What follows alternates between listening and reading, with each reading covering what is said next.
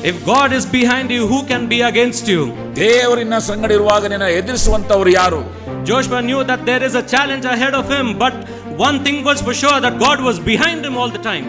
ಯೆಹೋಶುವನಿಗೆ ಗೊತ್ತಿದೆ ತನ್ನ ಮುಂದುಗಡೆ ಒಂದು ದೊಡ್ಡ ಸವಾಲಿದೆ ಎಂಬುದಾಗಿ. ಅದೇ ಸಮಯದಲ್ಲಿ ಯೆಹೋಶುವನಿಗೆ ಗೊತ್ತಿದೆ ನನ್ನ ಹಿಂದೆ ನನ್ನ ದೇವರಿದ್ದಾನೆ ಎಂಬುದಾಗಿ. The Lord's promise was more effective than Joshua going forward. ದೇವರ ವಾಗ್ದಾನವಾದ ಬಲಾಢ್ಯವಾದದ್ದು, ಅದು ಯೆಹೋಶುವ ಮುಂದೆ ಹೋಗೋದಕ್ಕಿಂತಲೂ ಕೂಡ ಬಲಾಢ್ಯವಾದದ್ದು ದೇವರ ವಾಗ್ದಾನ.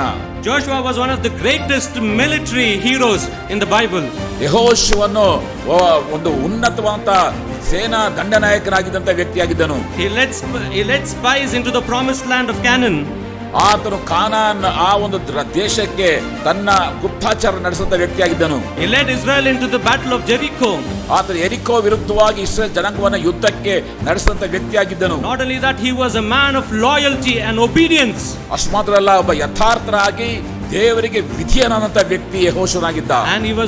And finally he was a man of decision and action to the God that he believes in. ಮತ್ತು ಕೊನೆಯಲ್ಲಿ ನೋಡುವಾಗ ಆತನ ಒಂದು ತೀರ್ಮಾನಿಸುವಂತ ವ್ಯಕ್ತಿ ಮತ್ತು ತೀರ್ಮಾನವನ್ನ ಕ್ರಿಯಾರೂಪದಲ್ಲಿ ತಂದು ತನ್ನ ದೇವರಿಗೆ ವಿಧಿಯನಾಗುವಂತ ವ್ಯಕ್ತಿಯಾಗಿದ್ದ. All this happened when Joshua was young, not when he was old.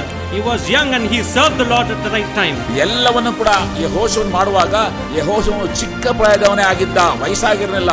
ಚಿಕ್ಕ ಪ್ರಾಯದಲ್ಲಿಯೇ ದೇವರ ಮಾತನ್ನ ಕೇಳಿ ದೇವರಿಗೆ ವಿಧಿಯನಾದ ನಿಮಿತ್ತವಾಗಿ ಕಾರ್ಯವನ್ನು ಮಾಡಿದ.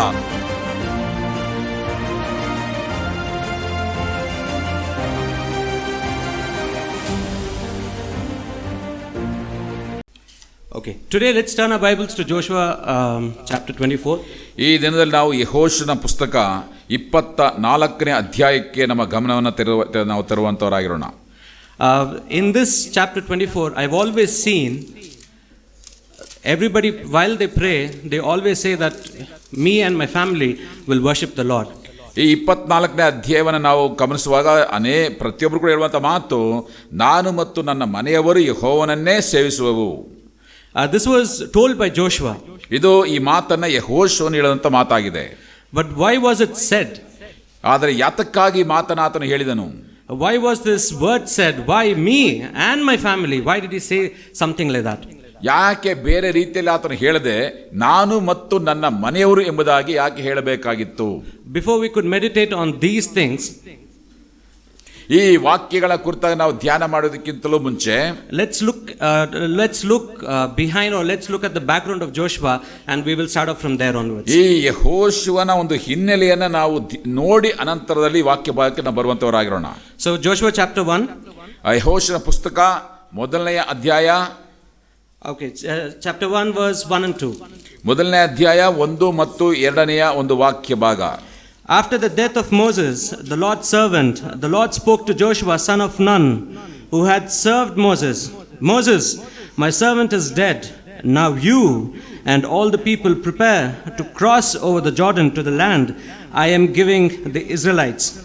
ಯೆಹೋವನ ಸೇವಕನಾದ ಮೋಶೆಯು ಸತ್ತ ಮೇಲೆ ಯೆಹೋವನು ಅವನ ಶಿಷ್ಯನಾದ ನೋಹನ ಮಗನಾದ ಯೆಹೋಶುವನಿಗೆ, ನನ್ನ ಸೇವಕನಾದ ಮೋಶೆ ಸತ್ತನು, ನೀನು ಈಗ ಎದ್ದು ಸಮಸ್ತ ಪ್ರಜಾ ಸಹಿತವಾಗಿ ಯೋರ್ದನ್ ಹೊಳೆಯನ್ನು ದಾಟಿ ನಾನು ಇಸ್ರಾಯೇಲರಿಗೆ ಕೊಡುವ ದೇಶಕ್ಕೆ ಹೋಗು. It says the book of Joshua records the highest point of Israel's journey after a long time to the promised land. ಯೆಹೋಶುವನ ಪುಸ್ತಕದಲ್ಲಿ ಇಸ್ರೇಲ್ ಜನಾಂಗದವರ ದೀರ್ಘ ಕಾಲದ ಒಂದು ಪ್ರಯಾಣದ ಕುರಿತಾಗಿ ಹೇಳಿ ಕಾನಾನ್ ದೇಶವನ್ನು ತಲುಪುವಂತ ಸಂಗತಿಗಳನ್ನು ತಿಳಿಸುವಂತದ್ದಾಗಿದೆ. Here we see that God fulfills his promise to give the land of Canaan to Jacob's descendants. ಇಲ್ಲಿ ನಾವು ನೋಡುವಂತದ್ದು ದೇವರು ಯಾಕೋಬನ ಒಂದು ಸಂತತಿಗೆ ವಾಗ್ದಾನ ಮಾಡಿ ಕೊಡುತ್ತೇನೆ ಎಂದು ಹೇಳುವಂತ ಮಾತನ್ನ ನೆರವೇರಿಸಿದನ್ನು ನೋಡುತ್ತೇವೆ. We can see that Joshua portrays God as the general. ಆದರೆ ಇಲ್ಲಿ ಯೆಹೋಶುವನು ಆ ದೇವರನ್ನ ಒಂದು ದೊಡ್ಡ ಮಹಾ ದಂಡನಾಯಕನನ್ನಾಗಿ ಕಾಣುವಂತವನಾಗಿದ್ದಾನೆ.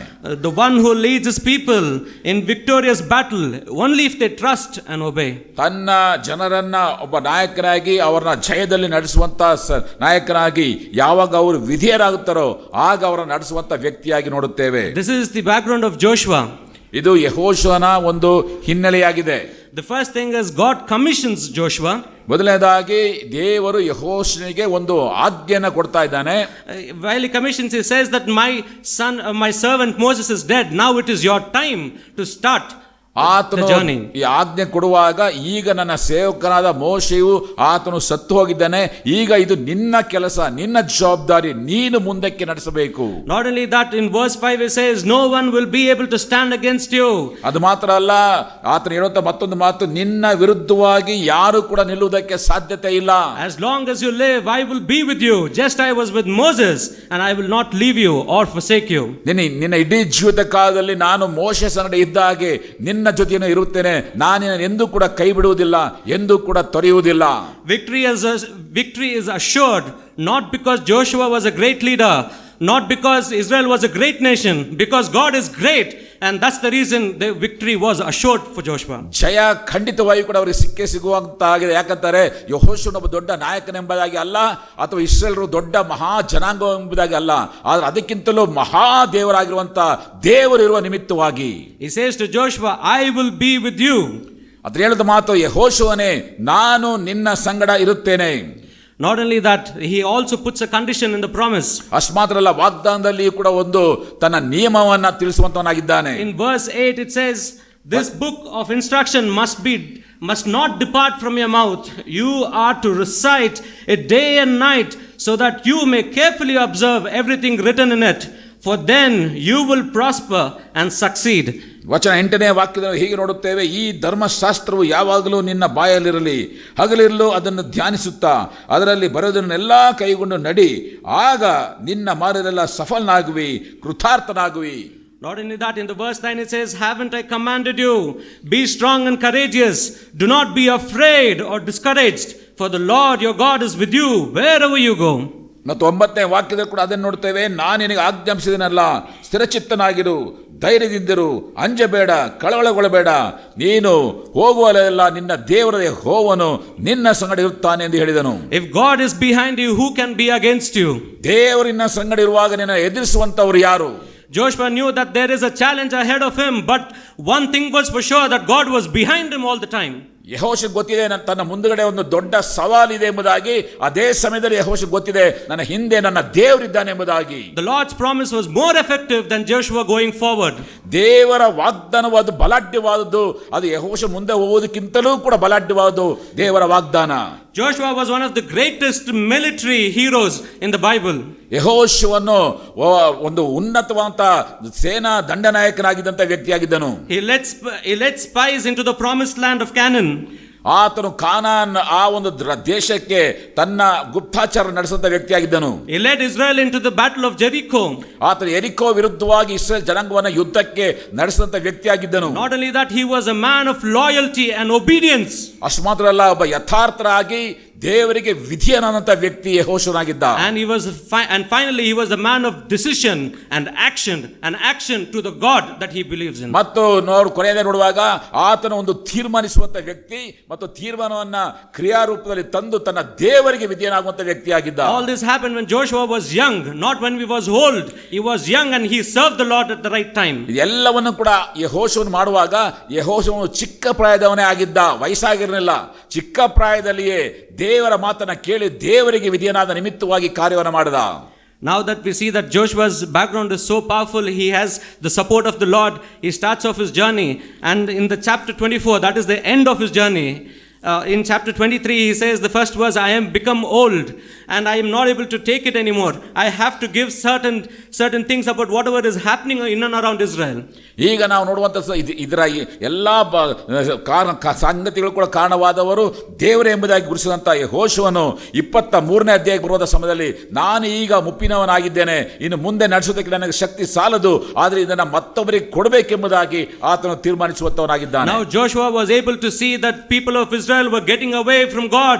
They were already starting to follow the idols of their own. ಈಗ ಯೆಹೋಶು ಬಹಳ ಸ್ಪಷ್ಟವಾಗಿ ಕಂಡಂತ ಸಂಗತಿ, ಇಸ್ರಾಯೇಲ್ ಜನರಿಗೆ ಆಗಲೇ ಹಿಂಜಾರ್ತಾ ಇದ್ದಾರೆ, ಈಗಾಗಲೇ ಅವರು ವಿಗ್ರಹಗಳನ್ನು ಆರಾಧನೆ ಮಾಡ್ತಾ ಎಂಬುದು ಅವನ ಗಮನಕ್ಕೆ ಬಂದಿದೆ. Because he was a man of loyalty and obedience, he was already knowing what was going on in his country. ಯಾವಾಗ ಆತನು ಯಥಾರ್ಥನಾಗಿ ದೇವರಿಗೆ ವಿಧಿಯನಾದಂತ ವ್ಯಕ್ತಿಯಾಗಿದ್ದನೋ ಆತನಿಗೆ ಏನ್ ನಡೀತಾ ಎಂಬುದು ಬಹಳ ಸ್ಪಷ್ಟವಾಗಿ ಕಾಣುವಂತದ್ದಾಗಿದೆ. That is the reason in the verse 24 he calls out for for all the leaders, he calls out all the elders.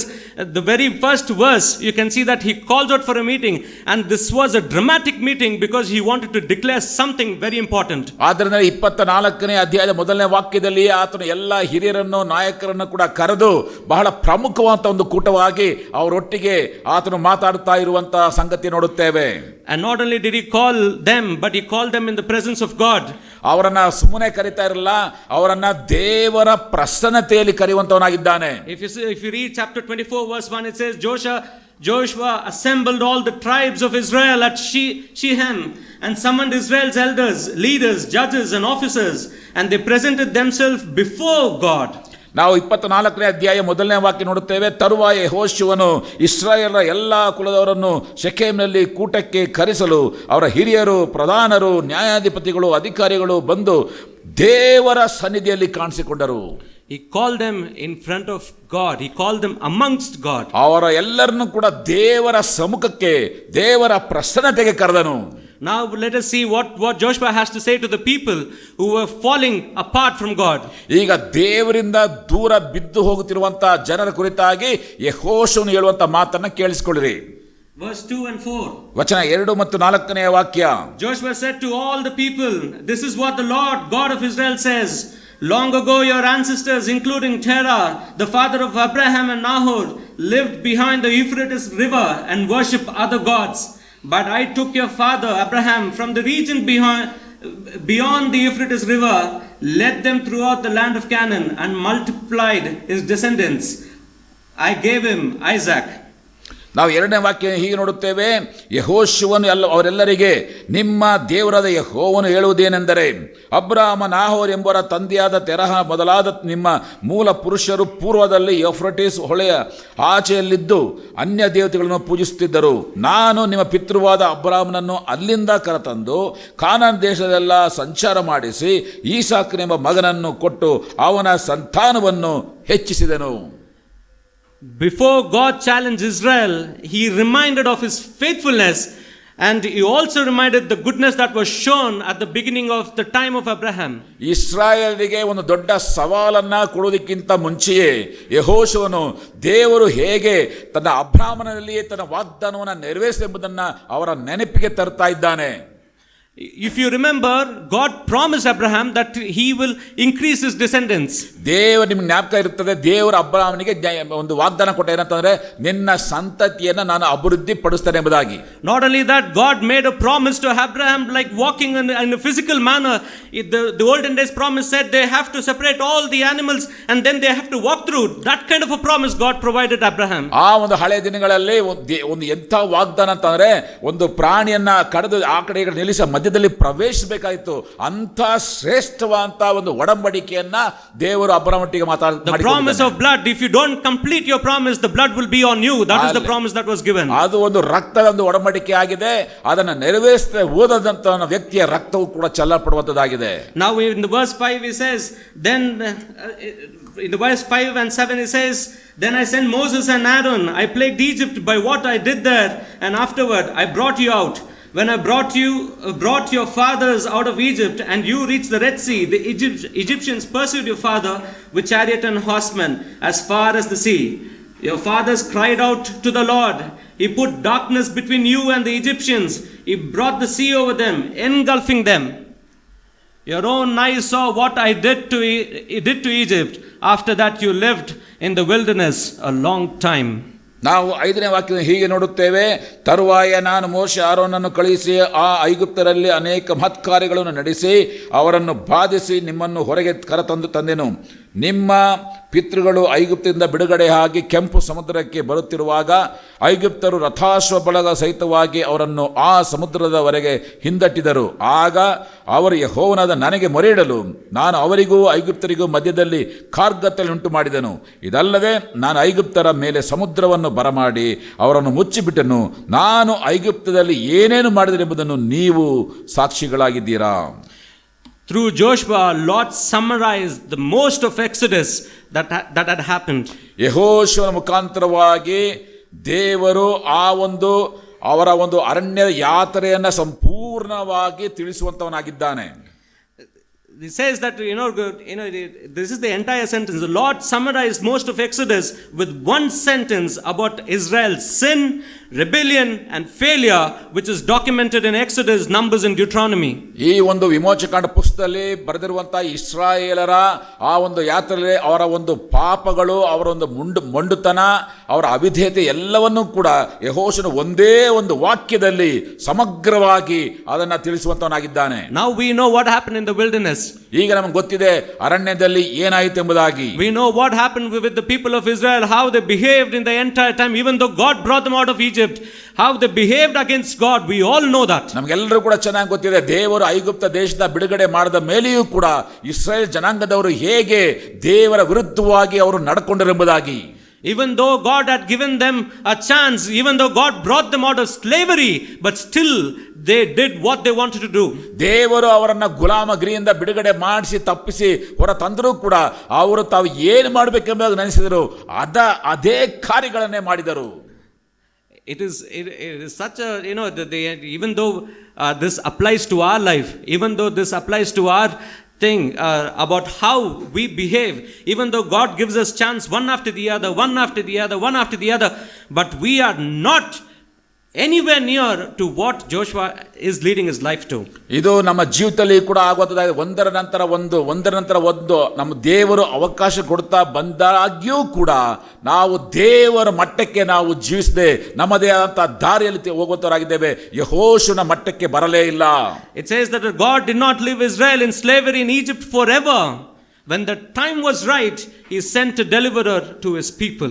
ದೇವರು ಇಸ್ರಾಯೇಲ್ ಜನಾಂಗದವನ್ನ ಗುಲಾಮಗಿರಿಯಲ್ಲೇ ಬಿಡಲಿಲ್ಲ. ಸಮಯವು ಬಂದಾಗ ಸರಿಯಾದಂತ ಸಮಯದಲ್ಲಿ ತನ್ನ ಜನರನ್ನ ಕಳುಹಿಸಿ ಅವರಿಗೆ ಬಿಡುಗಡೆಯನ್ನ ಕೊಟ್ಟನು. How many times can we say that the right time God has sent the right person in our life?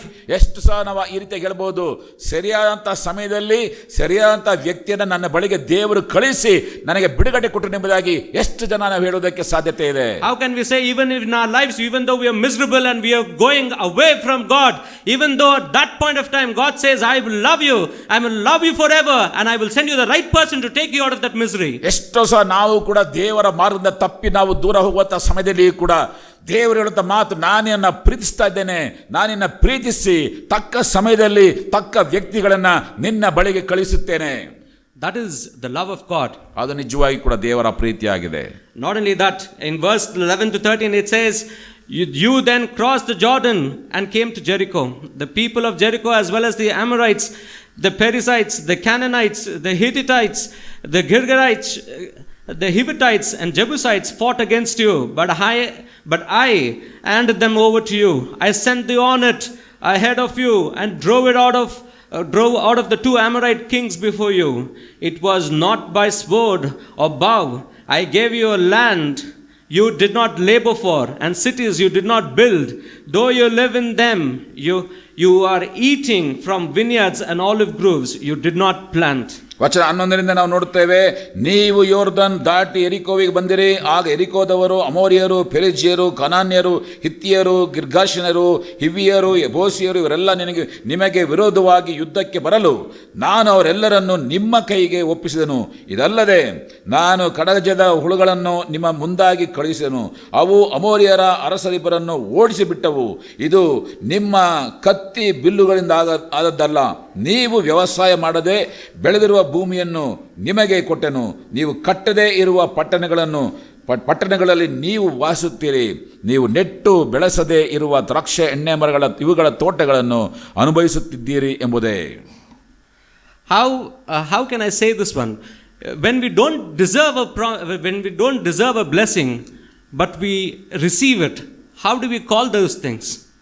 ಯಾವ ವಾಗ್ದಾನವನ್ನು ಹೊಂದುವುದಕ್ಕೆ ನಮಗೆ ಯೋಗ್ಯತೆನೇ ಇಲ್ವೋ ಅಂತ ಒಂದು ಆಶೀರ್ವಾದ ವಾಗ್ದಾನ ನಾವು ಹೊಂದುವಾಗ ನಮಗೆ ಏನನ್ನಿಸ್ತದೆ? ನಾವೇನಂತ ನೆನೆಸ್ತೀವಿ? It is a very difficult thing. It is a thing that we can't understand. It is the love of God that shows us, even though we are undeserved, we still receive the blessing because he loves us. ಅದು ಬಹಳ ಒಂದು ಕಷ್ಟಕರವಾದಂತ ಒಂದು ಸಂಗತಿ. ಇದರಿಂದ ನಮಗೆ ತಿಳಿದು ಬರುವುದು ಏನಂತಂದ್ರೆ, ನಾವು ಅಯೋಗ್ಯರಾಗಿದ್ದರೂ ಕೂಡ ನಾವು ಹೊಂದುವ ಎಲ್ಲಾ ಕಾರ್ಯ ನಿಮಿತ್ತವಾಗಿ ಕಂಡು ಬರುವಂತಹ ಒಂದು ಸಂಗತಿ, ದೇವರು ನಮ್ಮನ್ನ ಪ್ರೀತಿಸುವಂತವನಾಗಿದ್ದಾನೆ. ಪ್ರೀತಿಯ ನಿಮಿತ್ತವಾಗಿಯೇ ನಮಗೆ ಎಲ್ಲವನ್ನು ಕೂಡ ಕೊಡುವಂತವನಾಗಿದ್ದಾನೆ. Not only that, every day of our life we can see that there is one or the other blessings that we receive. ಪ್ರತಿದಿನ ಒಂದಲ್ಲ ಒಂದು ರೀತಿಯಂತ ಆಶೀರ್ವಾದಗಳನ್ನ ನಾವು ಹೊಂದುವಂತವರಾಗಿದ್ದೇವೆ. Just few days ago, I saw my kid playing around in the hall. ಕೆಲವು ದಿನಗಳ ಹಿಂದೆ ನಮ್ಮ ಮಗ ಆತನ ಹಾಲ್ನಲ್ಲಿ ಹಾಡ್ತಾ ಇರುವುದನ್ನು ನಾನು ಕಂಡೆನು. The moment he slipped and fall, he just missed the sharp edge of the wood. ಆತನು ಜಾರಿ ಬೀಳುವಾಗ ಆ ಒಂದು ಬಹಳ ಶಾರ್ಪ್ ಆಗಿದ್ದಂಥ ಒಂದು ಮೊನೆಯಿಂದ ತಪ್ಪಿಸಿಕೊಂಡ. That is the time I realized that God's protection is there always. ಆ ಸಮಯದಲ್ಲಿ ನಾನು ಕಂಡುಕೊಂಡೆ ದೇವರ ಒಂದು ಸಂರಕ್ಷಣೆ ನಿರಂತರವಾಗಿ ಹೇಗೆ ಇರುತ್ತದೆ ಎಂಬುದಾಗಿ. It is the protection that God gives every single time of our lives. ದೇವರು ಪ್ರತಿ ಒಂದೊಂದು ಕ್ಷಣದಲ್ಲಿಯೂ ಕೂಡ ನಮಗೆ ಕೊಡುವಂತಹ ಒಂದು ಸಂರಕ್ಷಣೆ ಇದಾಗಿರುವಂತದ್ದಾಗಿದೆ. That's why Joshua is telling to the people of Israel, please remember all these things what God has done for you. ಆದ್ದರಿಂದ ಯೆಹೋಶುವನಲ್ಲಿ ಹೇಳುವಂತ ಮಾತು, ದಯವಿಟ್ಟು ನಿಮ್ಮ ನೆನಪಿ ತಂದುಕೊಳ್ಳಿರಿ, ದೇವರು ಮಾಡಿದಂತ ಎಲ್ಲಾ ಕಾರ್ಯಗಳನ್ನ ನೆನಪಿ ತಂದುಕೊಳ್ಳ್ರಿ. Every day of your life, every time you went through the wilderness, every time I provided manna, every time I provided water to you, every time I went through this, I have provided everything that you require. ಪ್ರತಿ ದಿನ ನೀವು ಆ ಒಂದು ಅರಣ್ಯದಲ್ಲಿ ಅಲಿಯುವಂತಹ ಸಮಯದಲ್ಲಿ ಪ್ರತಿ ದಿನ ನಿಮಗೆ ಬೇಕಾದಂತ ಆಹಾರವನ್ನ ಮನ್ನವನ್ನ ನಾನು ಪರಲೋಕದ ಕೊಟ್ಟಿದ್ದೇನೆ. ಪ್ರತಿ ದಿನ ನಿಮಗೆ ಬೇಕಾದ ನೀರನ್ನು ಕೊಟ್ಟಿದ್ದೇನೆ. ಪ್ರತಿ ದಿನ ನಿಮ್ಮ ಜೊತೆ ಇದ್ದು ನಾನು ನಿಮ್ಮನ್ನು ನಡೆಸಿದ್ದೇನೆ. Now we have seen that God has already declared himself, showing that these are the things that he has already done. ಈಗ ದೇವರು ತಾನು ಯಾವ ಕಾರ್ಯಗಳನ್ನ ಈಗಾಗಲೇ ನಾನು ಮಾಡಿದ್ದೇನೆ ಎನ್ನುವಂತ ಸಂಗತಿಗಳನ್ನ ತಿಳಿಸುವಂತವನಾಗಿದ್ದಾನೆ. Now Joshua says that you should serve the God exclusively only for him. ಆದ್ದರಿಂದಲೇ ಯೆಹೋಶುವ ಹೇಳಿದ ಮಾತು, ನೀವು ಪರಿಪೂರ್ಣವಾಗಿ ಈ ದೇವರನ್ನೇ ನೀವು ಸೇವಿಸುವಂತವರಾಗಿರಬೇಕು. From verse 14 onwards it says, the verse 14, this is one of the verses which starts where Joshua starts declaring on something that is more powerful than ever. ವಚನ 14ನೇ ವಚನದಲ್ಲಿ ಅಲ್ಲಿಯ ತನಕ ಅದು ಪ್ರಕಟಣೆ ಆಗದೇ ಇರತಕ್ಕಂಥ ಒಂದು ಶ್ರೇಷ್ಠವಾದಂಥ ಒಂದು ಘೋಷಣೆಯನ್ನ ಯೆಹೋಶುವನು ಮಾಡುವಂತವನಾಗಿದ್ದಾನೆ. Therefore fear the Lord and worship him in sincerity and truth. Get rid of the gods your fathers worshipped beyond the Euphrates river and in Egypt, and worship Yahweh. ಹೀಗಿರೋದ್ರಿಂದ ನೀವು ಯೆಹೋವನಲ್ಲಿ ಭಯಭಕ್ತಿಯುಳ್ಳವರಾಗಿರ್ರಿ, ಆತನನ್ನು ಪೂರ್ಣ ಮನಸ್ಸಿನಲ್ಲೂ ಯಥಾರ್ಥ ಚಿತ್ತದಲ್ಲೂ ಸೇವಿಸಿರಿ. ನಿಮ್ಮ ಪೂರ್ವಿಕರು ಯೂಫ್ರಟೀಸ್ ನದಿಯ ಆಚೆಯಲ್ಲಿಯೂ ಐಗುಪ್ತದಲ್ಲಿಯೂ ಪೂಜಿಸುತ್ತಿದ್ದ ದೇವತೆಗಳನ್ನು ನಿಮ್ಮಲ್ಲಿಂದ ತೆಗೆದುಹಾಕಿರಿ, ಯೆಹೋವನನ್ನೇ ಸೇವಿಸಿರಿ. This was not a blind leap of faith that Joshua was asking. ಇದು ಒಂದು ಕುರುಡಾದಂತ ನಂಬಿಕೆಗೆ ಯೆಹೋಶುವನು ಕರೀತಾ ಇಲ್ಲ. They saw God's work and experienced his blessing. ಅವರು ದೇವರ ಆಶೀರ್ವಾದವನ್ನು ಕಂಡಿದ್ದಾರೆ, ಅನುಭವಿಸಿದ್ದಾರೆ. So it made sense for them to exclusively serve God in every single way that is possible. ಆದ್ದರಿಂದ ಸಾಧ್ಯವಾದಂತ ಪ್ರತಿಯೊಂದು ಮಾರ್ಗದ ಮುಖಾಂತರವಾಗಿ ಕೂಡ ಈ ದೇವರನ್ನೇ ಸೇವಿಸಬೇಕೆಂಬುದಾಗಿ ತಿಳಿಸುವಂತವನಾಗಿದ್ದಾನೆ. It says in review of Israel's history, it says that God differed strikingly. He differed strikingly every single time to show that he is different from the gods that they had created. ಬಹಳ ಸ್ಪಷ್ಟವಾದ ರೀತಿಯಲ್ಲಿ ಪ್ರತಿಯೊಂದು ಹೆಜ್ಜೆಯಲ್ಲಿ ಕೂಡ ಈ ದೇವರು ನಾನು ಇತರ ಎಲ್ಲಾ ದೇವರುಗಳಿಗಿಂತ ಕೂಡ ವಿಭಿನ್ನವಾದಂತವನು, ವ್ಯತ್ಯಾಸಕರವಾದನು ಎಂಬುದಾಗಿ ತೋರಿಸುತ್ತಾ ಬಂದಿದ್ದಾನೆ. Joshua applied the principle, the Lord God of Israel is greater than all the idols. ಯೆಹೋಶುವನು ಹೇಳಿದ ಮಾತು, ಎಲ್ಲಾ ವಿಗ್ರಹಗಳಿಗಿಂತಲೂ ಕೂಡ ಉನ್ನತವಾಗಿರುವಂತವನು ಈ ಯೆಹೋವ ದೇವರು. Therefore serve the Lord. ಆದರೆ ಈ ದೇವರನ್ನೇ ಸೇವಿಸಿರಿ. Joshua boldly called for deep and true commitment that was required. ಯೆಹೋವನು ಬಹಳ ಆಳವಾದಂತ ಅಗಾಧವಾದಂತ ಆ ಒಂದು ದೃಢವಾದಂತ ನಂಬಿಕೆಗೆ ಕರೆಯುತ್ತಾ ಇದ್ದಾನೆ. This is what we need to do when we have to serve exclusively to God. ಇದನ್ನೇ ನಾವು ಕೂಡ ನಾವು ಪ್ರತ್ಯೇಕಿಸಲ್ಪಟ್ಟವರಾಗಿ ಮಾಡಬೇಕಾಗಿದೆ ದೇವರಿಗೆ. And the verse 15, the most powerful verse, it says, ಈಗ ವಿಶೇಷವಾದಂತ ಬಲಾಢ್ಯವಾದಂತ ವಾಕ್ಯಕ್ಕೆ ನಾವು ಬರುವಂತವರಾಗಿದ್ದೇವೆ. 15ನೇ ವಾಕ್ಯ, but if it does not please you to worship Yahweh, choose yourself today the one you will worship, the gods your fathers worshipped beyond the Euphrates river, or the gods of the Amorites in whose land you are living. As for me and my family, we will worship the Lord. ಯೆಹೋವನನ್ನು ಸೇವಿಸುವುದು ನಿಮಗೆ ಸರಿ ಕಾಣದಿದ್ದರೆ ಯಾರನ್ನು ಸೇವಿಸಬೇಕೆಂದಿದ್ದೀರಿ, ಈ ಹೊತ್ತೇ ಆರಿಸಿಕೊಳ್ಳಿರಿ. ನಿಮ್ಮ ಪೂರ್ವಿಕರು Euphrates ನದಿಯ ಆಚೆಯಲ್ಲಿ ಸೇವಿಸುತ್ತಿದ್ದ ದೇವತೆಗಳು, ಈ ದೇಶದ ಮೂಲ ನಿವಾಸಿಗಳಾದ ಅಮೋರಿಯರ ದೇವತೆಗಳು, ಹೇಳಿರಿ, ನಾನು ನನ್ನ ಮನೆಯವರು ಯೆಹೋವನನ್ನೇ ಸೇವಿಸುವೆವು ಅಂದನು. The powerful verse talks about either you choose God or you choose the other gods that you have in yourself. ಈ ಬಲಾಢ್ಯವಾದಂಥ ವಾಕ್ಯ ಹೇಳುವಂಥದ್ದು, ನೀವು ನಿಜವಾದಂಥ ದೇವರನ್ನ ಆರಿಸಿಕೊಳ್ಳುತ್ತೀರೋ ಅಥವಾ ನೀವೇ ಉಂಟು ಮಾಡಿದಂಥ ಈ ವಿಗ್ರಹಗಳನ್ನ ಆರಿಸಿಕೊಳ್ಳುತ್ತೀರೋ ತೀರ್ಮಾನಿಸಿ. Joshua gave a strong urge to serve the Lord. ಯೆಹೋವನು ಹೇಳುವಂಥ ಮಾತು, ಈ ನಿಜ ದೇವರನ್ನ ಸೇವಿಸಿರಿ. What is your choice today? ಇವತ್ತು ನಿಮ್ಮ ಒಂದು ಆರಿಸಿಕೊಳ್ಳುವಿಕೆ ಏನಾಗಿದೆ? What is your choice today? Do you want to serve the Lord who has done everything for you, or do you want to serve the gods that is there within you? ನಿಮಗೋಸ್ಕರವಾಗಿ ಎಲ್ಲವನ್ನು ಮಾಡಿದಂಥ ಕರ್ತನ ಯೇಸು ಕ್ರಿಸ್ತ ಸೇವಿಸುವುದಕ್ಕೆ ನೀವು ಸಿದ್ಧರಿದ್ದೀರೋ, ಅಥವಾ ನೀವೇ ರೂಪಿಸಿಕೊಂಡಿರುವಂಥ ದೇವರುಗಳನ್ನ ನೀವು ಸೇವಿಸಬೇಕೆಂಬುದಾಗಿದ್ದೀರೋ? You can say that I don't have any idols in my house. ನೀವು ಹೇಳ್ಬೋದು, ನನ್ನ ಮನೆಯಲ್ಲಿ ಯಾವುದೇ ರೀತಿಯಾದ ವಿಗ್ರಹಗಳಿಲ್ಲ. But the idols that you have inside you is pride. If the idols that you have inside you is, cheating somebody, or the idols that you have inside you is to go after some other woman. But the idols that you have is much more stronger than the God of Euphrates River, the other side. ಆದ್ರಿಂದ ನಿಮ್ಮೊಳಗೆ ಇದೆ ವಿಗ್ರಹಗಳು, ಆ ಒಂದು ಗರ್ವ, ಆ ಒಂದು ಮೋಸ, ಆ ಒಂದು ವ್ಯಭಿಚಾರ ಅಂತಕ್ಕಂಥ ಕಾರ್ಯಗಳು ಆ ಯೂಫ್ರೇಟಿಸ್ ನದಿಯ ವಿಗ್ರಹಗಳ ಹಾಗೆ ನಿಮ್ಮೊಳಗೆ ಇರುವಂತದ್ದಾಗಿದೆ. It says, are you following your own gods? ನೀವೇ ರೂಪಿಸಿಕೊಂಡಂತ ದೇವರುಗಳೇ ಬೀಳ್ತಾ ಇದ್ದೀರೋ? It says, what habits we have that we have not given up? ಯಾವ ಅಭ್ಯಾಸಗಳು ನಮಗಿದೆಯೋ ಅದು ನಾವು ಇನ್ನೂ ಕೂಡ ಬಿಟ್ಟಿಲ್ಲ. What goals have we set that is ungodly? ಯಾವ ಗುರಿನ ಇಟ್ಕೊಂಡಿದೀವೋ ಅದು ದೇವರು ಮೆಚ್ಚುವಂತ ಗುರಿ ಅಲ್ಲ. Are we in a place that we shouldn't be, where our feet have taken into? ಅನೇಕ ಸಲ ನಾವು ಇರಬಾರದಂತ ಇರುವಂತ ಸ್ಥಳದಲ್ಲಿ ನಮ್ಮ ಕಾಲುಗಳನ್ನು ಹೆಜ್ಜೆ ಇಡುವಂತವರಾಗಿದ್ದೇವೆ. This question that raised with me yesterday was thinking that what goals have you set is ungodly? ಈ ಪ್ರಶ್ನೆ ನಾನು ಯಾಕೆ ಹೇಳ್ತಾ ಇದ್ದಾರೆ, ನಿನ್ನೆ ದಿನದಲ್ಲಿ ಆಲೋಚನೆ ಮಾಡುವಾಗ ನೀವು ಏನು ಗುರಿಗಳನ್ನು ಇಟ್ಕೊಂಡಿದ್ದೀರೋ ಅದು ದೇವರು ಮೆಚ್ಚುವಂತ ಗುರಿ ಅಲ್ಲ. The ungodly, if you have a goal that is ungodly, which says that if you are cheating somebody and trying to get over him, you will never reach the place that you have to reach. ನೀವು ಮತ್ತೊಬ್ಬನ ವಂಚಿಸಿ ಮೋಸ ಮಾಡಿ ನೀವು ಮುಟ್ಟಬೇಕಂತ ಗುರಿಯನ್ನು ಮುಟ್ಟುವುದಕ್ಕೆ ಪ್ರಯತ್ನ ಪಡುವುದಾದರೆ ಅದು ದೇವರು ಮೆಚ್ಚುವಂತದ್ದಲ್ಲ. ನೀವು ಗುರಿಯನ್ನು ಮುಟ್ಟುವುದಕ್ಕೆ ಸಾಧ್ಯವೇ ಇಲ್ಲ. That is the choice you have to take, a strong choice that you do not deviate from this point of time. You have to deviate towards the Lord of God. ಆದ್ದರಿಂದಲೇ ನೀವು ಬಹಳ ಸ್ಪಷ್ಟವಾಗಿ ತೀರ್ಮಾನ ತೆಗೆದುಕೊಳ್ಳಬೇಕು.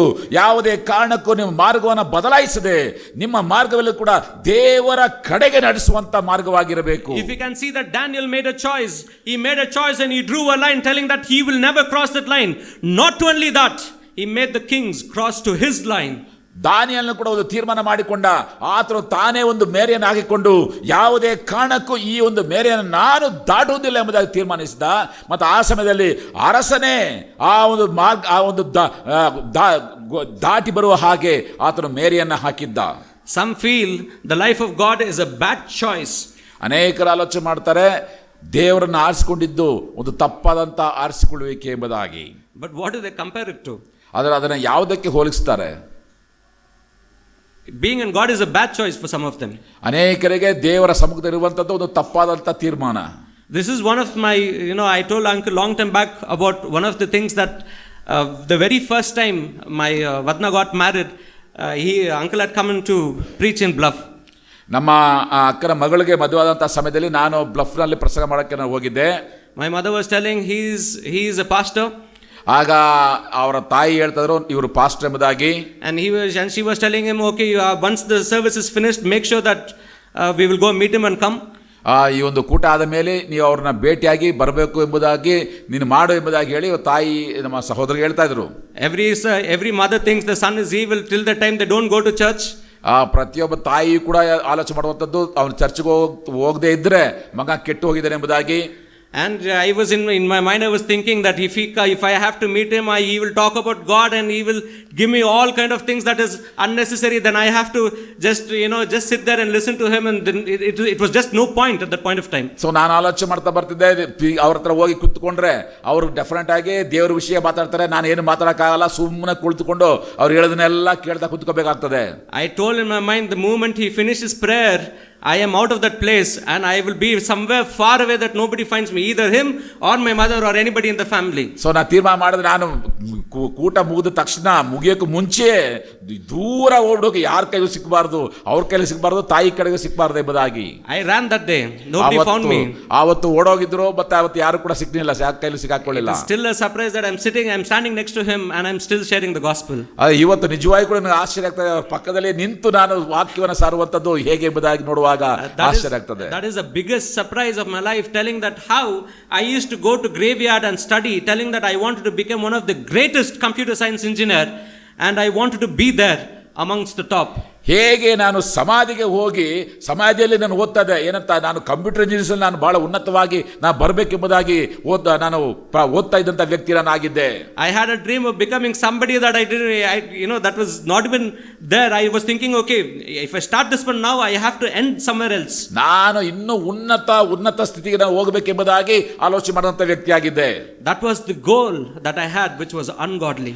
ಆ ಒಂದು ಗುರಿ ಇಟ್ಕೊಂಡಿದ್ದೆ, ಅದು ದೇವರು ಮೆಚ್ಚುವಂತ ಒಂದು ಗುರಿ ಆಗಿರಲಿಲ್ಲ. That was not the right path that God had chosen for me. ದೇವರು ನನಗೋಸ್ಕರವಾಗಿ ಆರಿಸಿಕೊಟ್ಟಂತ ಸರಿಯಾದಂತ ನೀಟಾದ ಮಾರ್ಗ ಆಗಿರಲಿಲ್ಲ. The day I started studying that one, even though I became better at it, within 5 years of time, I had to leave the job and go to a job which was much lower in terms of education. ಆದ್ರೆ ತೀರ್ಮಾನ ಆದ ನಂತರ 5 ವರ್ಷಗಳಲ್ಲಿಯೇ ನಾನು ಆ ಕೆಲಸವನ್ನ ಬಿಟ್ಟು ಅದಕ್ಕಿಂತಲೂ ಇನ್ನೂ ಕೀಳಾದಂತ ಕೆಲಸಕ್ಕೆ ಹೋಗಬೇಕಾಯಿತು. That was the question that I had in my mind. There was this famous baseball player. ಆಗ ಒಬ್ಬ ಬೇಸ್ಬಾಲ್ ಆಟಗಾರನ ಒಂದು ಮಾತುಗಳು ನನ್ನ ನೆನಪಿಗೆ ಬಂದವು. I was trying to search yesterday online, trying to find illustrations, trying to find out something about what is an ungodly goal. ದೇವರು ಮೆಚ್ಚದೇ ಇರತಕ್ಕಂತ ಒಂದು ಗುರಿ ಏನೆಂಬುದಾಗಿ ಕಂಡುಕೊಳ್ಳೋಕೋಸ್ಕರ ನಾನು ಉದಾಹರಣೆಗಳನ್ನು ಹುಡುಕ್ತಾ ಇದ್ದಾಗ ಯೋಚನೆ ಮಾಡ್ತಾ ಇದ್ದೆ. I was thinking that a football player starts his journey at the age of 12. ಆ ಫುಟ್ಬಾಲ್ ಪ್ಲೇಯರ್ ಅಂತಕ್ಕಂಥ ವ್ಯಕ್ತಿ, ಒಬ್ಬ ಆಟಗಾರ 12ನೇ ವರ್ಷಕ್ಕೆ ಅವನ ಆಟವನ್ನು ಪ್ರಾರಂಭಿಸ್ತಾನೆ. He ends at the age of 36 maximum. 36 ವರ್ಷಕ್ಕೆ ಮುಕ್ತಾಯ ಹೋಗ್ತದೆ. Or if he pushes it till 40 years he can play. ಅಥವಾ ಕಷ್ಟಪಟ್ಟರೆ ಇನ್ನೊಂದು 40 ವರ್ಷ ತನಕ ಆತನ ಆಡಬಹುದು. After that is what? 40 ವರ್ಷ ಆದ್ಮೇಲೆ ಏನು? After that what is he going to achieve? 40 ವರ್ಷ ಆದ್ಮೇಲೆ ಅವನು ಏನು ಮಾಡುವಂತವನಾಗಿದ್ದಾನೆ? There is a chess champion who became a champion at the age of 22. He was a grandmaster, but what is his life after 22 years? ಒಬ್ಬ chess ಇದರಲ್ಲಿ ಆಟ ಮಾಡುವಂತವನು ಕೂಡ 22ನೇ ವರ್ಷಕ್ಕೆ ಆತ ಗ್ರ್ಯಾಂಡ್ ಮಾಸ್ಟರ್ ಎಂಬುದಾಗಿ ಅಷ್ಟು ಪ್ರಖ್ಯಾತಿ ಹೊಂದಿದ್ದ. ಆದರೆ ಪ್ರಶ್ನೆ, ಆ 22 ವರ್ಷ ಆದಮೇಲೆ ಅವನ ಗುರಿ ಏನು? After you reach the highest level in whatever you do, whatever expert you are in, what is the next step? ಒಂದು ವೇಳೆ ನೀನು ಯಾವುದೇ ಮಟ್ಟಕ್ಕೆ ನೀನು ತಲುಪಿದರೂ ಕೂಡ ಅದು ಅಂತ್ಯವಾದ ಮೇಲೆ ಮುಂದೆ ಏನು? What is the next step of a goal when we do not have God with us? ದೇವರಿನ ಜೊತೆ ಇಲ್ಲದೆ ಇರುವಾಗ ಆ ಒಂದು ಅದನ್ನ ಗುರಿ ತಲುಪಿದ ಮೇಲೆ ಮುಂದಕ್ಕೆ ಎಲ್ಲಿಗೆ ಹೋಗ್ತೀಯೆ? It's a very strong question to the people who think, people like me who think that okay, we have to set a goal. Okay, once I achieve that goal, what is the next thing? ಅನೇಕರು ಆಲೋಚನೆ ಮಾಡ್ತಾರೆ, ಈ ಗುರಿಯನ್ನು ತಲುಪಬೇಕೆಂಬುದಾಗಿ. ಆದರೆ ಪ್ರಶ್ನೆ, ಅದನ್ನ ತಲುಪಿದ ಮೇಲೆ ಮುಂದೆ ಏನು? Uncle was giving an example of a doctor who had to challenge himself and studied IAS. After he studied IAS, what is the next goal that he has? I think that is one of the most toughest studies that you can ever have. ಒಬ್ಬ ವೈದ್ಯನು ಕೂಡ ಆತನು MBBS ಮುಗಿಸ್ಮೇಲೆ ಆತನು IAS ಮಾಡ್ಬೇಕಂತ ಮಾಡ್ದ. ಆದರೆ ಮಾಡಿದ ಮೇಲೆ ಮುಂದಕ್ಕೆ ಏನು? ಎಷ್ಟೆಲ್ಲ ಪ್ರಯಾಸ ಪಟ್ಟ ಮೇಲೆ ಏನು ಪ್ರಯೋಜನ? If you don't have God in you, that is the end of your life. ನಿನ್ನಲ್ಲಿ ದೇವರು ಇಲ್ಲದೆ ಇರುವಾಗ ಅದು ನಿನ್ನ ಜೀವಿತದ ಒಂದು ಅಂತ್ಯ. That is why Joshua is very clearly saying, but not only me and my household, everybody will worship the Lord, so that we can do that for eternity, not only in this world but even in. ಸ್ಪಷ್ಟವಾಗಿ ಹೇಳುವಂತ ಮಾತು, ನಾನು ಮಾತ್ರ ಅಲ್ಲ, ನಾನು ಮತ್ತು ನನ್ನ ಮನೆಯವರು ಯೆಹೋವನನ್ನೇ ಸೇವಿಸುವು. ಅದು ಬರೀ ಈ ಲೋಕದಲ್ಲಿ ಮಾತ್ರ ಅಲ್ಲ, ನಿತ್ಯ ಕಾಲಕ್ಕೂ ಅದು ಮುಂದುವರಿಯುವಂತ ಒಂದು ಸೇವೆಯಾಗಿದೆ. One of the quotes from Francis Schaeffer says that the English uses future tense, but the Hebrew tense has a fuller meaning. ಒಬ್ಬ ವ್ಯಕ್ತಿ ಈ ರೀತಿ ಹೇಳ್ತಾನೆ, ಈ ಒಂದು ಇಂಗ್ಲಿಷ್ನಲ್ಲಿ ಅದು ಒಂದು ಈ ವರ್ತಮಾನ ಕಾಲಕ್ಕೆ ನೋಡುವಂತವರಾಗಿದ್ದೇವೆ, ಆದರೆ ಅದೇ ಹೀಬ್ರಿ ಭಾಷೆಯಲ್ಲಿ ಅದು ಭವಿಷ್ಯತ್ತಿನ ಕಾಲಕ್ಕೆ ಹೇಳುವಂತ ಮಾತು ಇದಾಗಿದೆ. It expresses continuous action. ಅದು ಏನಂತಂದ್ರೆ ನಿರಂತರವಾಗಿ ಮಾಡುವಂತ ಒಂದು ಕಾರ್ಯ. It involves the future, but it can also point out to the past. ಅದು ಭವಿಷ್ಯತ್ತನ್ನು ಕೂಡ ಸೂಚಿಸುವಂತದ್ದಾಗಿದೆ. ಅದೇ ಸಮಯದಲ್ಲಿ ನಮ್ಮ ಭೂತಕಾಲವನ್ನು ಕೂಡ ನೆನಪಿಗೆ ತರುವಂತದ್ದಾಗಿದೆ. Joshua was undoubtedly affirming, I have chosen and I will choose. ಯೆಹೋಶುವನು ಬಹಳ ಸ್ಪಷ್ಟವಾಗಿ ನಿಖರವಾಗಿ ನಾನು ಇದನ್ನ ಆರಿಸಿಕೊಂಡಿದ್ದೇನೆ ಮತ್ತು ಇದನ್ನೇ ಆರಿಸಿಕೊಂಡು ಮುಂದಕ್ಕೆ ಹೋಗುತ್ತೇನೆ. When Joshua was choosing, he says that Joshua chose to fight against Amorites. It is when might cost him everything, but he chose to do what God said to him. ಯೆಹೋವನು ಅಮೋರಿಯರ ಕುರಿತಾಗಿ ವಿರುದ್ಧವಾಗಿ ಯುದ್ಧ ಮಾಡುವಾಗ ಅವನು ಎಲ್ಲವೂ ಕೂಡ ನಾಶವಾಗುವ ಸಾಧ್ಯತೆ ಇತ್ತು. ಆದರೂ ಕೂಡ ಅವನು ಅದನ್ನು ಆರಿಸಿಕೊಂಡ, ಯಾಕಂದ್ರೆ ದೇವರು ಅದನ್ನು ಮಾಡೆಂಬುದಾಗಿ ಹೇಳಿದ.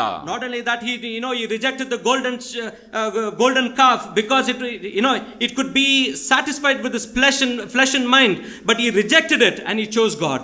ಯಾಕಂದ್ರೆ ಅವನು ಅಷ್ಟು ಮಾತ್ರವಲ್ಲದೆ ಚಿನ್ನದ ಅವನು ಬಸವನನ್ನು ಕೂಡ ತಿರಸ್ಕಾರ ಮಾಡದ, ಯಾಕಂದ್ರೆ ಅವನಿಗೆ ದೇವರು ಬೇಕಾಗಿತ್ತು, ದೇವರನ್ನ ಅವನು ಆರಿಸಿಕೊಂಡ. The reason why God chose Joshua is because he was humble, he was ready to listen to God, and he was obedient and loyal to God. ದೇವರು ಯಾಕೆ ಯೆಹೋಶುವನ ಆರಿಸಿಕೊಂಡು ನೋಡುವಾಗ ಆತನೊಬ್ಬ ವಿಧಿಯನಾಗುವಂತ ವ್ಯಕ್ತಿಯಾಗಿದ್ದ, ತನ್ನನ್ನು ತಗ್ಗಿಸಿಕೊಡುವಂತ ವ್ಯಕ್ತಿಯಾಗಿದ್ದ ಮತ್ತು ಯಥಾರ್ಥದಂತ ವ್ಯಕ್ತಿಯಾಗಿದ್ದ. That is why it says the elder of the family, if he is correct, then the rest of the family will listen to him and they will follow what the eldest in the family does. ಆದ್ದರಿಂದ ಇಲ್ಲಿ ಹೇಳುವಂತ ಮಾತು, ಈಗ ನಾನು ಸರಿಯಾಗಿದ್ದಾಗ ನನ್ನ ಕುಟುಂಬವೂ ಕೂಡ ಸರಿಯಾಗಿರುವಂತದ್ದಾಗಿದೆ, ನಮ್ಮ ಕುಟುಂಬದವರು ನಮ್ಮನ್ನ ಅವರು ಹಿಂಬಾಲಿಸುವಂತವರಾಗಿರ್ತಾರೆ.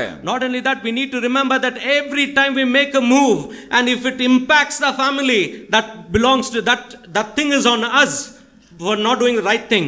ಪ್ರತಿಯೊಂದು ನಾವು ಮಾಡುವಂತ ತೀರ್ಮಾನವೂ ಕೂಡ ಅದು ನಮ್ಮ ಕುಟುಂಬದ ಮೇಲೆ ಅದು ಕಾರ್ಯ ಮಾಡುವಂತದ್ದಾಗಿದೆ. ಆದ್ರಿಂದಲೇ ನಾವು ಸರಿಯಾದ ಕಾರ್ಯಗಳನ್ನು ನಾವು ತೀರ್ಮಾನ ಮಾಡಬೇಕಾಗಿರುವಂತದ್ದಾಗಿದೆ. When you're doing the right thing, even your family also is with you. That's when you can say that not only me, even my family is with this while we are serving the God. ನಾವು ಸರಿಯಾದಂತ ತೀರ್ಮಾನ ತೆಗೆದುಕೊಂಡು ಮುಂದೆ ಹೋಗುವಾಗ ಆಗ ನಾವು ಧೈರ್ಯವಾಗಿ ಹೇಳಬಹುದು, ನಾನು ಮಾತ್ರವಲ್ಲ ನನ್ನ ಮನೆಯವರು ಕೂಡ ಎಂಬುದಾಗಿ, ಮತ್ತು ಅದನ್ನು ನಮ್ಮ ಮನೆಯವರು ಕೂಡ ಅದನ್ನು ಒಪ್ಪಿಕೊಳ್ಳುತ್ತಾರೆ. With all these things that Joshua said, in the verse 16 to 18, it's you can see that the elders are all decided, and they said, and all elders and leaders and everybody decided, yes, we will worship the Lord because we have seen everything, what wonders He has done. They were going on with that thing. ಆಗ ಎಲ್ಲ ಹಿರಿಯರು ಕೂಡ ಹೌದು ನಾವು ಕಂಡಿದ್ದೇವೆ, ಆದ್ರಿಂದ ನೀನು ಹೇಳುವಂತ ಮಾತುಗಳಿಗೆ ನಾವು ಒಪ್ಪಿಕೊಂಡು ನಾವು ಯೆಹೋವನನ್ನೇ ಸೇವಿಸುತ್ತೇವೆ ಎಂಬುದಾಗಿ ತೀರ್ಮಾನ ಮಾಡಿದರು. But from verse 19 to 21, this is the most challenging verse of our life as well. ಆದರೆ ವಚನ 19ರಿಂದ ಮುಂದೆ ಹೋಗುವಾಗ ನಮ್ಮ ಇಡೀ ಜೀವಿತಕ್ಕೆ ಒಂದು ಸವಾಲು ಕೊಡುವಂತ ಒಂದು ವಾಕ್ಯ ಭಾಗವಾಗಿದೆ. But Joshua told the people, you will not be able to worship Yahweh because He is a holy God, He is a jealous God. He will not remove your transgressions and sins. If you abandon the Lord and worship foreign gods, He will turn against you, harm you, and completely destroy you after He has been good to you. 19ನೇ ವಾಕ್ಯ, ಆಗ ಯೆಹೋಶುವನು ಅವರಿಗೆ, ನೀವು ಯೆಹೋವನನ್ನು ಸೇವಿಸಲಾರಿರಿ, ಆತನು ಪರಿಶುದ್ಧನು, ತನಗೆ ಸಲ್ಲಬೇಕಾದ ಗೌರವವನ್ನು ಮತ್ತೊಬ್ಬರಿಗೆ ಸಲ್ಲಗೊಡಿಸಿದವನು ಆಗಿರುವ ದೇವರು. ಆತನು ನಿಮ್ಮ ದ್ರೋಹಾಪರಾಧಗಳನ್ನು ಕ್ಷಮಿಸುವುದಿಲ್ಲ. ನೀವು ಆತನನ್ನು ಬಿಟ್ಟು ಅನ್ಯ ದೇವತೆಗಳನ್ನು ಸೇವಿಸಿದರೆ ಆತನು ವಿಮುಖನಾಗಿ ಮೇಲಿಗೆ ಬದಲಾಗಿ ಕೇಡನ್ನು ಬರಮಾಡಿ ನಿಮ್ಮನ್ನು ನಾಶ ಮಾಡಿ ಬಿಡುವನು ಅಂದರು.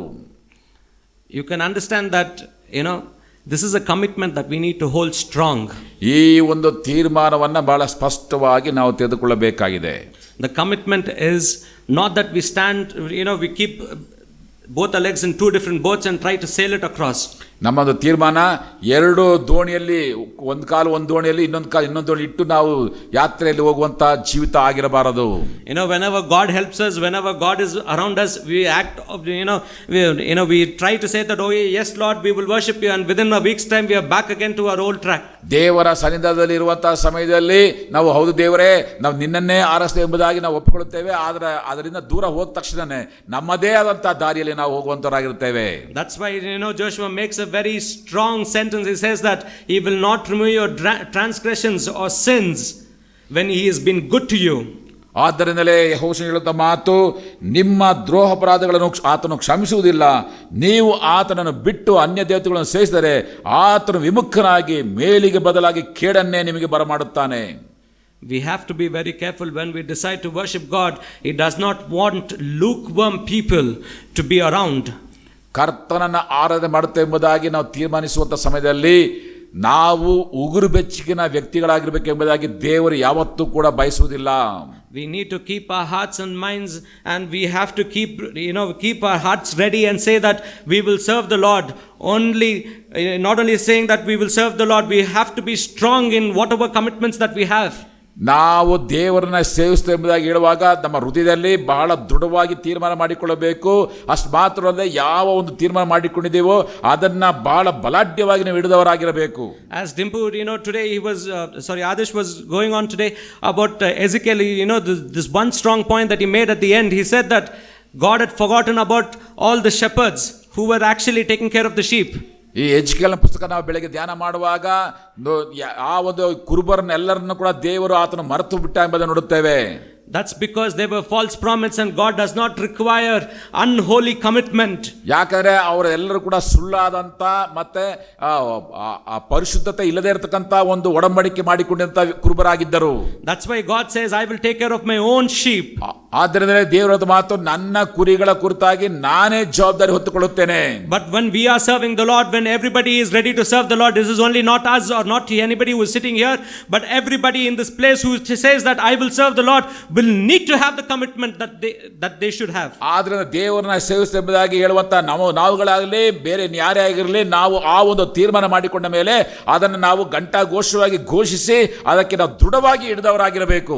We need to be strong in our commitment and never fade away from our commitments. ನಮ್ಮ ಒಡಂಬಡಿಕೆಯಲ್ಲಿ ಬಲಾಢ್ಯವಾದ ರೀತಿಯಲ್ಲಿ ಹಿಡಿದಿರುವಾಗ ನಾವು ಯಾವುದೇ ಕಾರಣಕ್ಕೂ ಸೋಲುವಂತ ವ್ಯಕ್ತಿಗಳಾಗಿರಬಾರದು. Because God is a jealous God. He does not accept anybody who is unholy or who is unworthy at any time. ಯಾಕಂದ್ರೆ ದೇವರು ಆತನು ತನಗೆ ಸಲ್ಲುವಂತ ಗೌರವವನ್ನು ಮತ್ತೊಬ್ಬರಿಗೆ ಸಲ್ಲಗೊಡಿಸಿರ್ತಕ್ಕಂಥ ದೇವರಾಗಿದ್ದಾನೆ. Even though we start a journey saying that yes Lord, we will serve you, at the end of it, when we have some of the other temptations, if you don't hold strong in our temptations and get away from it, we are falling into the evil's trap. ನಾವು ಒಂದು ವೇಳೆ ಹೌದು ದೇವರೇ ನಿನ್ನನ್ನೇ ಸೇವಿಸ್ತೇವೆ ಹೇಳಿಕೊಂಡು ಯಾವುದೋ ಒಂದು ಹಂತದಲ್ಲಿ ಯಾವುದೋ ಒಂದು ಶೋಧನೆ ಒಳಗಾಗಿ ನಾವು ದೇವರಿಂದ ದೂರ ಹೋದಾಗ ಆ ಒಂದು ನಾಶನದ ಅಂತ್ಯಕ್ಕೆ ನಾವು ಬರುವಂತವರಾಗಿರ್ತೇವೆ.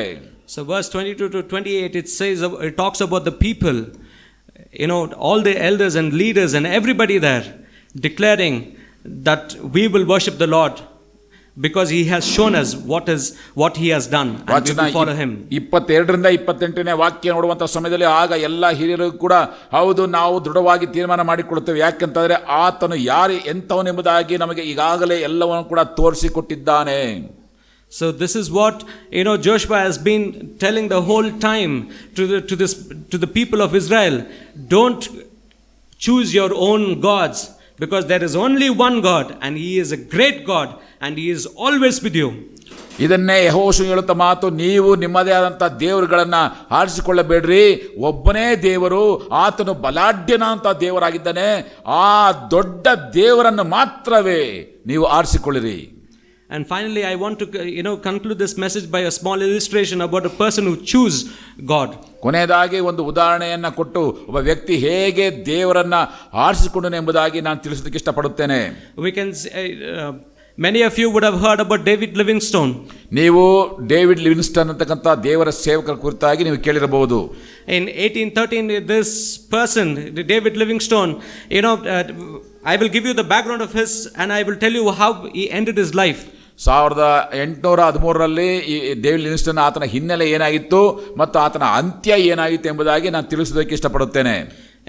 David Livingstone's father was a minister, and he was reading the books, and he was reading the articles about the missionaries that had gone all around the world. David Livingston ಆತನ ತಂದೆ ಒಬ್ಬ ದೇವರ ಸೇವಕರಾಗಿದ್ದರು ಮತ್ತು ಆತನು ಇಡೀ ಪ್ರಪಂಚದಂತೆ ಹೋದಂಥ ದೇವರ ಸೇವಕರುಗಳ ಕುರಿತಾಗಿ ಓದುತ್ತಾ ಇದನ್ನು ಪುಸ್ತಕಗಳಲ್ಲಿ. Then David heard it, and he said, one day I'm going to be a missionary like that. ಆಗ ಡೇವಿಡ್ ಲಿವಿಂಗ್ಸ್ಟನ್ ಹೇಳಿದ ಮಾತು, ಒಂದು ದಿನದಲ್ಲಿ ನಾನು ಕೂಡ ಅದೇ ರೀತಿಯಾಗಿ ಮಿಷನರಿಯಾಗಿ ಹೋಗುತ್ತೇನೆ. And after he started off this journey, he went to Africa. ತನ್ನ ಪ್ರಯಾಣವನ್ನ ಮುಂದುವರಿಸಿ ಡೇವಿಡ್ ಲಿವಿಂಗ್ಸ್ಟನ್ ಅದೇ ರೀತಿಯಾಗಿ ಆಫ್ರಿಕಾ ದೇಶಕ್ಕೆ ಹೋದನು. When he went to Africa, the very first glimpse that he saw was, he saw around 1,000 houses being burnt, and you could see that the sun rising with the smoke in it. Africa ದೇಶಕ್ಕೆ ಹೋದ ತಕ್ಷಣ ಆತನು ಕಂಡಿದ್ದು ಸಾವಿರಾರು ಮನೆಗಳು ಬೆಂಕಿ ಹತ್ತಿ ಉರಿತಾ ಇದ್ದವು ಮತ್ತು ಅದರ ಮೇಲೆ ಅದು ಸೂರ್ಯನ ಕಡೆ ಹೋಗ್ತಾ ಇದ್ದವು ನೋಡುತ್ತೇವೆ, ಅದನ್ನು ಕಂಡನು.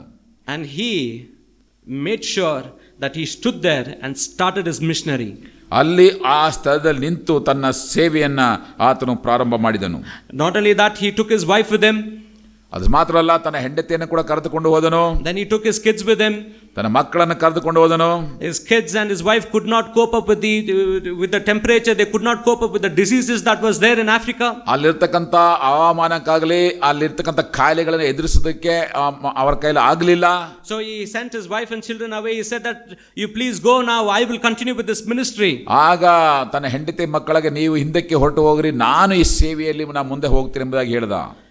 After 5 years, he goes and meets his family. 5 ವರ್ಷ ಆದಮೇಲೆ ಡೇವಿಡ್ ಲಿವಿಂಗ್ಸ್ಟನ್ ಹಿಂದಕ್ಕೆ ಹೋಗಿ ತನ್ನ ಕುಟುಂಬವನ್ನು ಭೇಟಿಯಾಗ್ತಾನೆ. But the 5 years that he had served there, 5 ವರ್ಷ ಅಲ್ಲಿ ಸೇವೆ ಮಾಡಿದ ಮೇಲೆ the lion had torn his shoulder. ಅಲ್ಲಿ ಒಂದು ಸಿಂಹ ಅವನ ಕೈಯನ್ನ ತೋಳನ್ನ ಕಿತ್ತು ಹಾಕಿತ್ತು. One of the trees that was poisonous, he went and touched it, almost blinded him one side. ಒಂದು ಮರದ ಕಡ್ಡಿ ಚುಚ್ಚಿ ಅವನ ಕಣ್ಣು ಒಂದು ಕಡೆ ಹೋಗಿತ್ತು. With all this, the sun had taken away all the strength that he had in his skin. ಅವನ ದೇಹದಲ್ಲಿರ್ತಕ್ಕಂಥ ಎಲ್ಲಾ ಒಂದು ಬಲವೂ ಕೂಡ ಹೊರಟೋಯ್ತು ಬಿಸಿಲು ನಿಮಿತ್ತವಾಗಿ. But still then he went back to his family and he said that he went back there and he was sharing the things that was happening in Africa.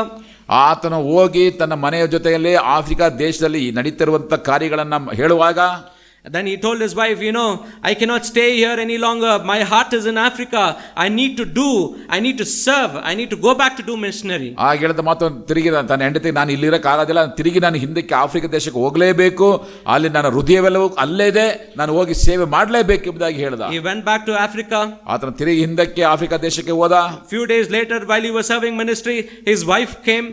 ಕೆಲವು ದಿನಗಳಾದ ಮೇಲೆ ಅಲ್ಲಿ ಸೇವೆ ಮಾಡುತ್ತಿದ್ದ ಸಮಯದಲ್ಲಿ ತನ್ನ ಹೆಂಡತಿ ಅಲ್ಲಿಗೆ ಬಂದಳು. The day she came, she contracted a disease and she died within few days. ಅಲ್ಲಿ ಬಂದಾಗ ಒಂದು ಕಾಯಿಲೆ ಬಂದು ಕೆಲವೇ ದಿನಗಳಲ್ಲಿ ಅಲ್ಲೇ ಆಫ್ರಿಕಾದಲ್ಲೇ ಸತ್ತೋದ್ಲು. This is the payment that you get for serving the Lord. ಕರ್ತನನ್ನ ಸೇವೆ ಮಾಡುವಂತ ಸಮಯದಲ್ಲಿ ಸಿಗುವಂತ ಸಂಬಳ ಇದೇ ಆಗಿರುವಂತದ್ದಾಗಿದೆ. I know a person that I was telling this, the person who brought us to Christ, his name is Lee Kisap, a Korean. ಸಹೋದರನನ್ನ ಲೀ ಕಿಸಾಬ್ ಅಂತಕ್ಕಂಥ ಒಬ್ಬ Korean ಸೇವಕರು ರಕ್ಷಣಾ ಅನುಭವಕ್ಕೆ ನಡೆಸಿದ್ರು. He came, I think in mid 50s he came to India. ಆತನು ಸುಮಾರು ಒಂದು 50ನೇ 1950ರಲ್ಲಿ ಈ ಭಾರತ ದೇಶಕ್ಕೆ ಆತನು ಬಂದಿದ್ದನು. When he came to India in the age of 50 to 55, he started his ministry. ಸುಮಾರು ಒಂದು ಅವನಿಗೆ 52-53 ವರ್ಷ ವಯಸ್ಸಾದಾಗ ಇಂಡಿಯಾ ದೇಶದಲ್ಲಿ ಸೇವೆಯನ್ನು ಪ್ರಾರಂಭ ಮಾಡಿದರು.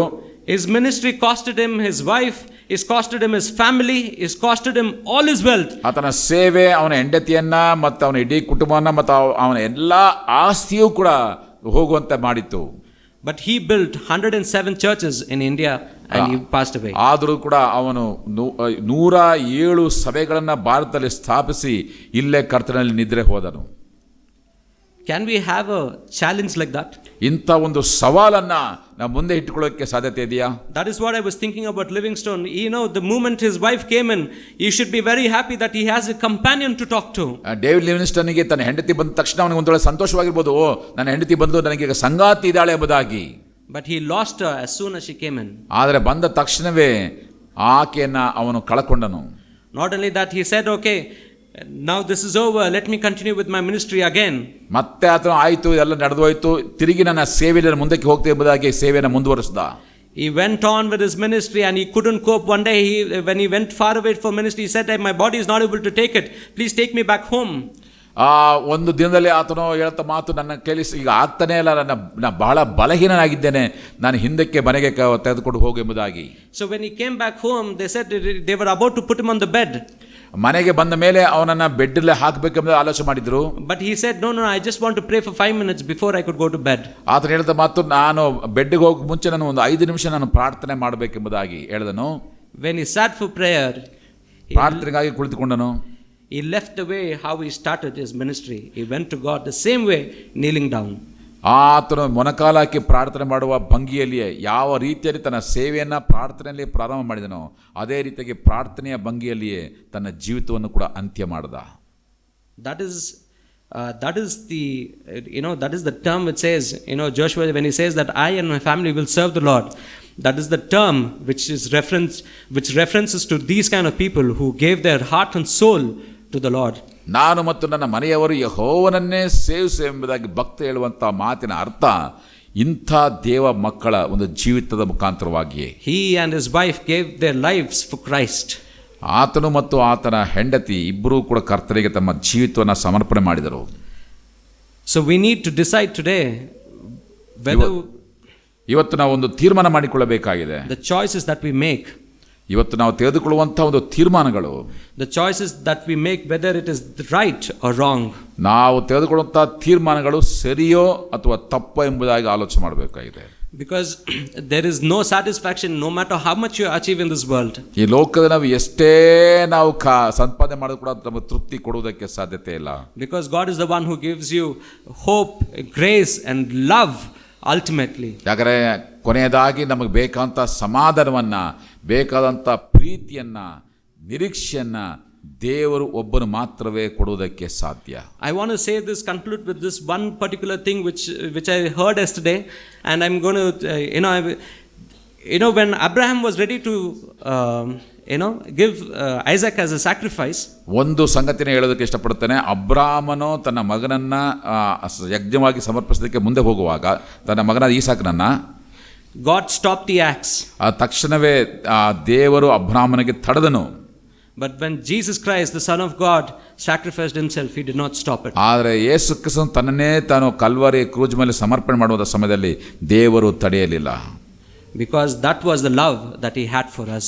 ಯಾಕಂದರೆ ಅಂಥ ಒಂದು ಪ್ರೀತಿಯನ್ನು ದೇವರು ನಮ್ಮ ಮೇಲೆ ಇಟ್ಟಿದ್ದಾನೆ.